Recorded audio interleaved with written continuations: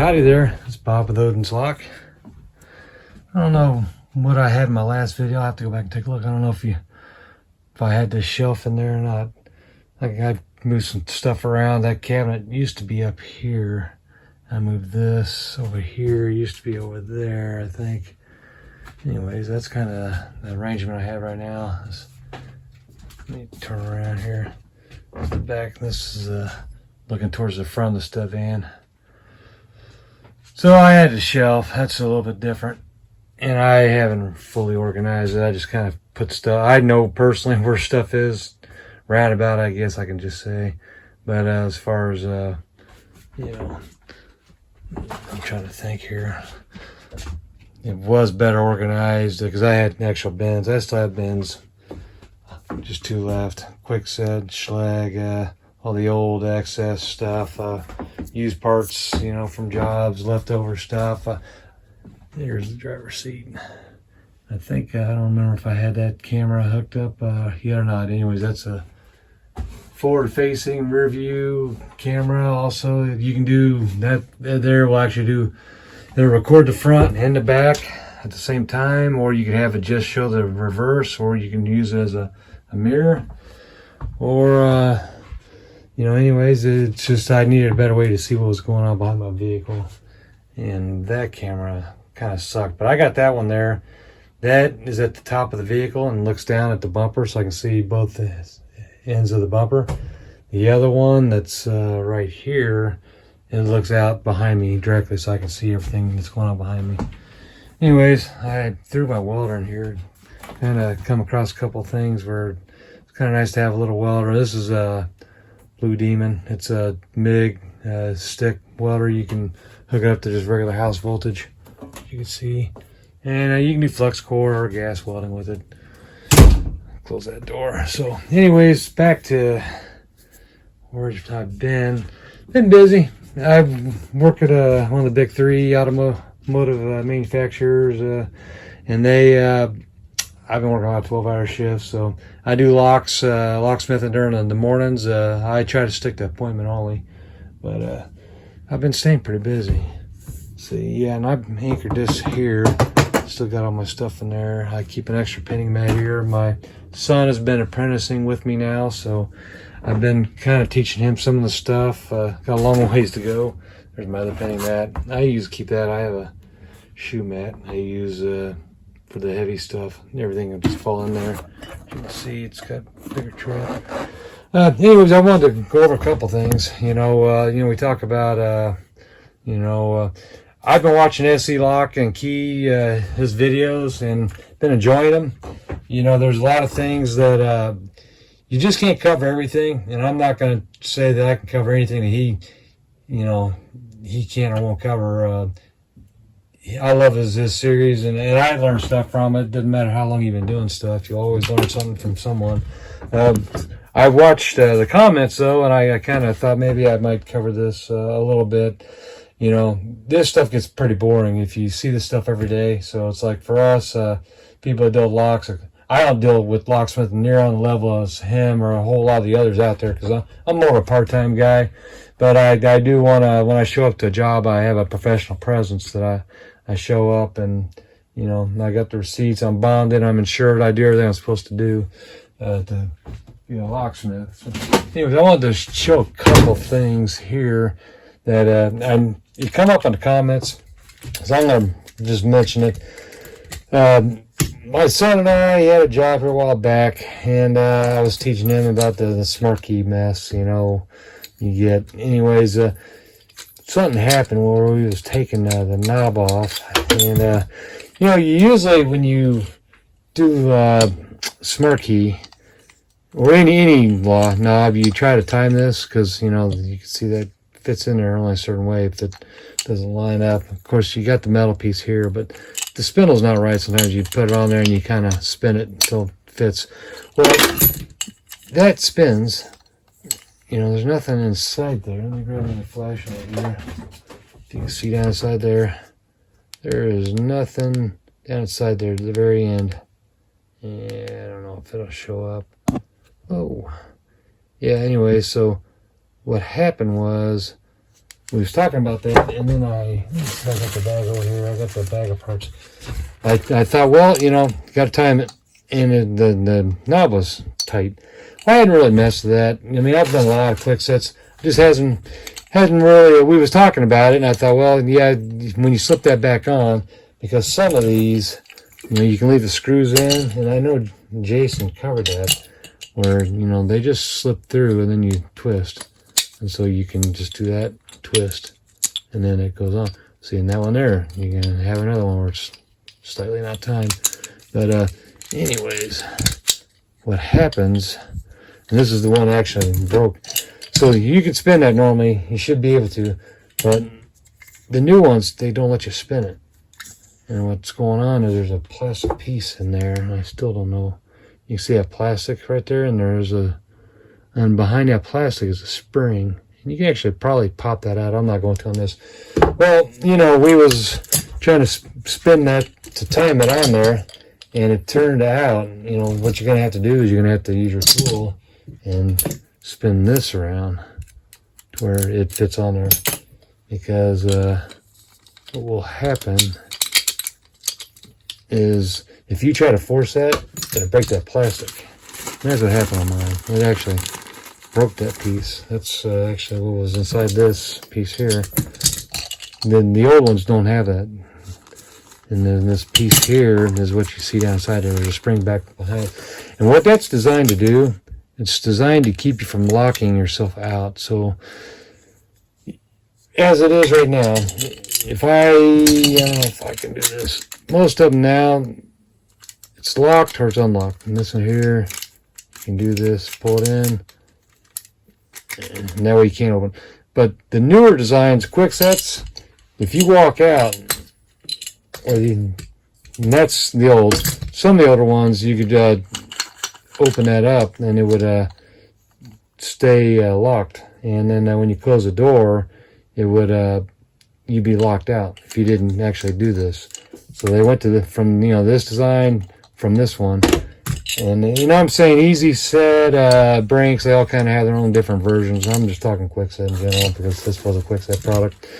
So what happens is when you open a door, it should stay locked or unlocked. And if with that spring load piece in there, what that does is that. Okay, I'm gonna go ahead and do a voiceover of this part here. So playing around with that, and I did this video earlier, and I had to play around with that, trying to figure out what that black piece of plastic was for, and if it really did anything different, you know, if it was broke out of there. And what I determined is that piece of black plastic that holds that white spindle that's connected to the thumb turn, is all that is to help make sure it's timed for when the customer opens the package up and they put it together. As a locksmith or someone that services this kind of hardware, you will pull that spindle out to knock the cylinder out, and then when you rekey the cylinder and put it back in, and then you put the spindle back in, if it's not timed, you'll have to use your quick set pickle fork and to time that, or a screwdriver, well, works fine too. That will allow you to time that so that the internal thumb turn side will slide on there. But that black piece of plastic really doesn't do anything other than to line it up, you know, for the customer or for a locksmith to put it back together. But it doesn't serve any other purpose than that. That's all I could figure out. There's no safety factor to it, and it works fine if you break it out. So I had to play around with it before I figured that out. And I'd already run this video, so I'm just doing a voiceover real quick to go on ahead and correct that. And I've made comments about this before on SE Locks comment section, and I told some people that. So I'm going to go back and fix that because I was incorrect in my assessment of that. That has nothing to do with trying to unlock it for you. So anyways, if you do walk out of this doorknob, you will have to unlock it. As a thumb turn, will have to be unlocked. Now, Easy Set, Brinks, some of the other brands, I'm not sure what their designs are. Some of them, I believe, will unlock themselves if you open them up. All right, I'm going to resume the video. Thank you. Well, let me talk about something else that gets covered about Quickset Smart Key.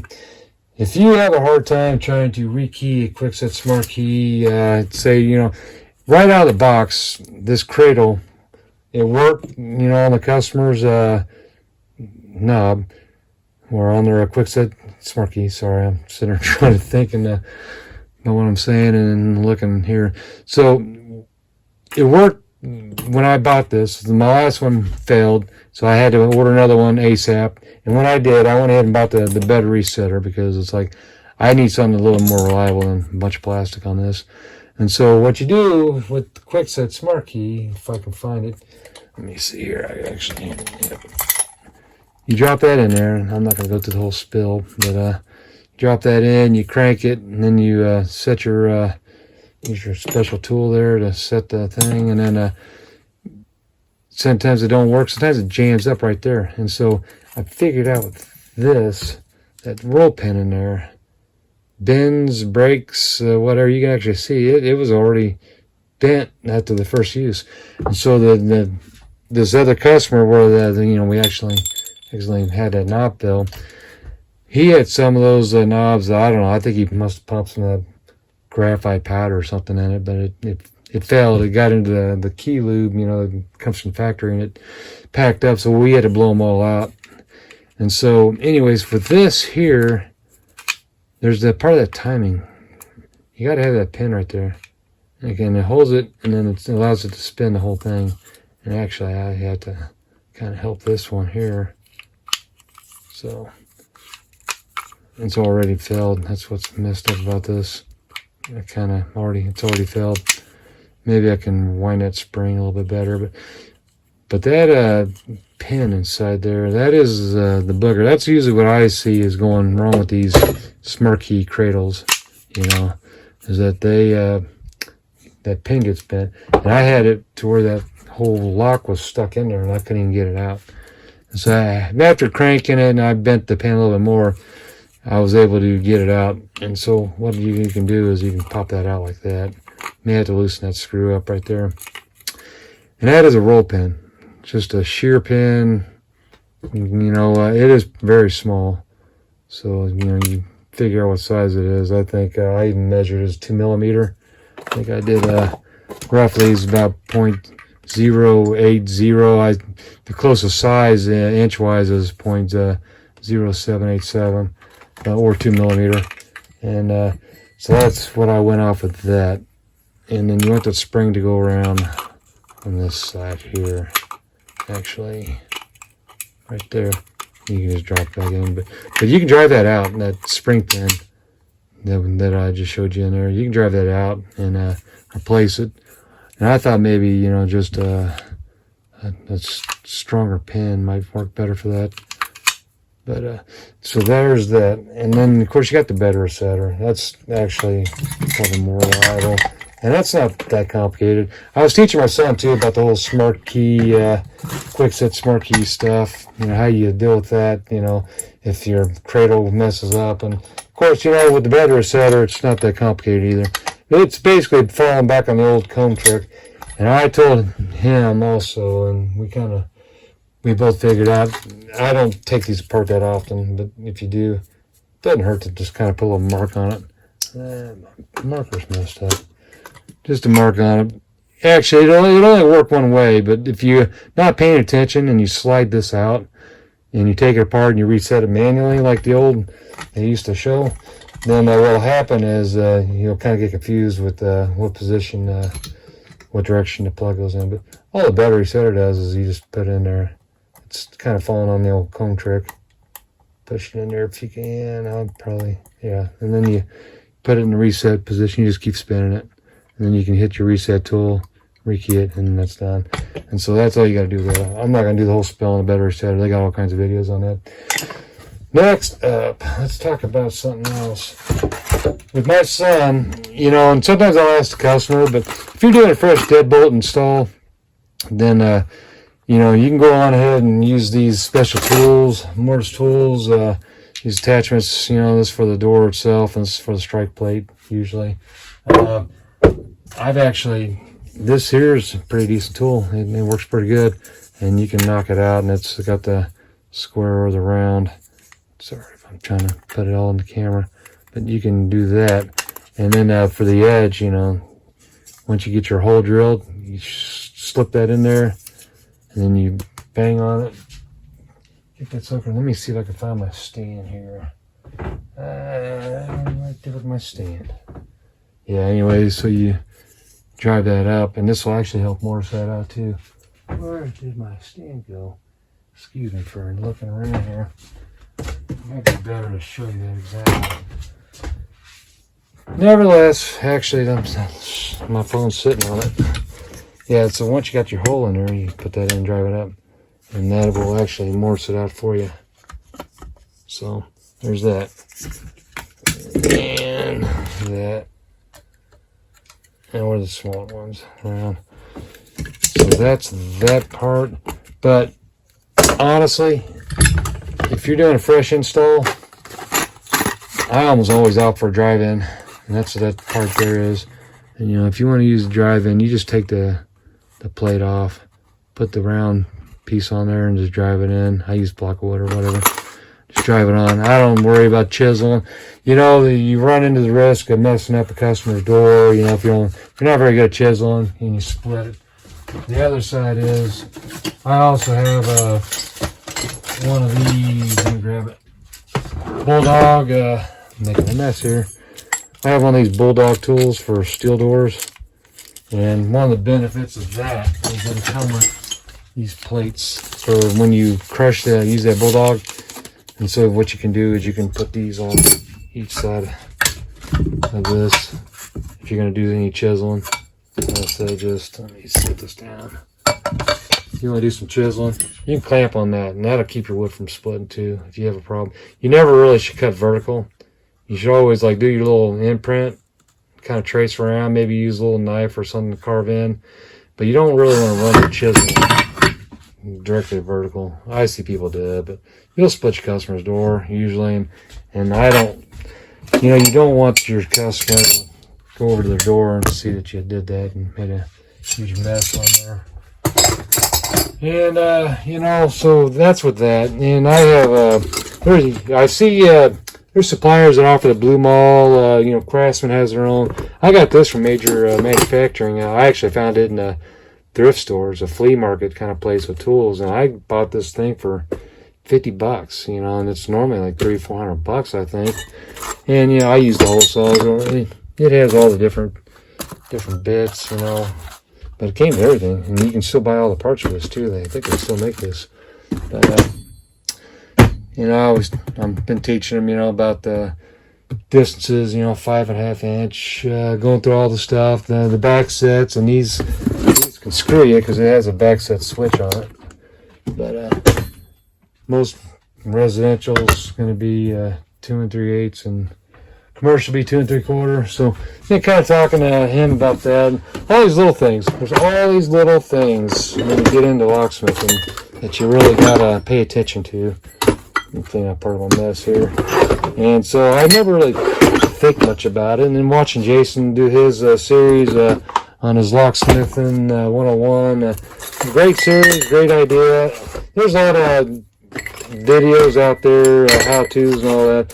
Someone that has exposure to a lot of the different things, that's awesome, because he does a lot of Wiser and Baldwin. I don't never see Wiser. I mean, I do see Wiser occasionally, but mostly like in the storm door stuff. I don't see many locks. I'll run into National, stuff like that, but hardly ever see Wiser. Occasionally, I never see Baldwin, ever, unless it's one of those fancy ones, and it's usually using a non-Baldwin keyway. But you know, my suggestion, if you're doing a door and you're not that good at chiseling, do the drive-in. Customers don't really care. You know, you can ask them, but most of them, when you say, well, I'm going to cut out a bunch of wood out of your door, you know, it's not a bunch of wood, but I mean, you're going to have to cut out their door, and they may have a plate on the bottom, but you can always have that later, you know, if they split it. But I like the drive-in. I hear other locksmiths, they hate the drive-in ones, but personally, I like the drive-ins. Found these weird-looking chisels.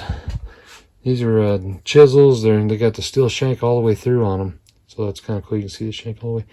And it's also a file, so if you have to do a little rough sanding or something, you know, it's like a rasp. Kind of like that.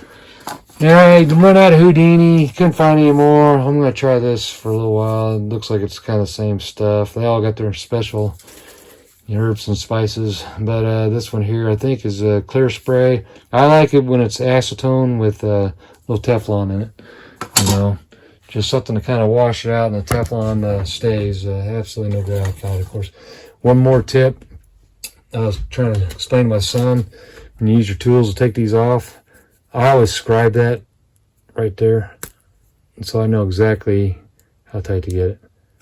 You run into situations where if you're one bump over, you know, above or below, it could be just a little too tight, and you can, you know, it starts wearing because it's got too much clamp pressure on it, or not tight enough, and then of course, you know, you try to pull your key out and it doesn't line up with the pin stack. So I've always done this. It's just a habit I do, you know, every time I have a cap screw like that.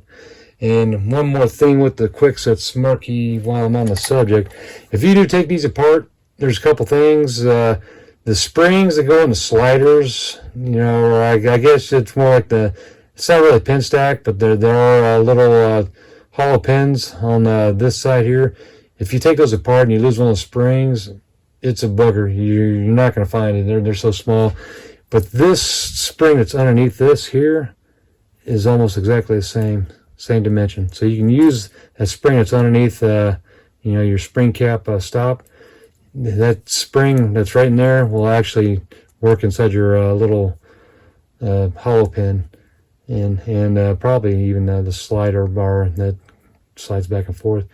And also, if you ever take this piece here off, which you really don't need to with the Quickset smart key if you're going to use in a cradle or even with the battery setter, but that will cause resistance going in and out on this.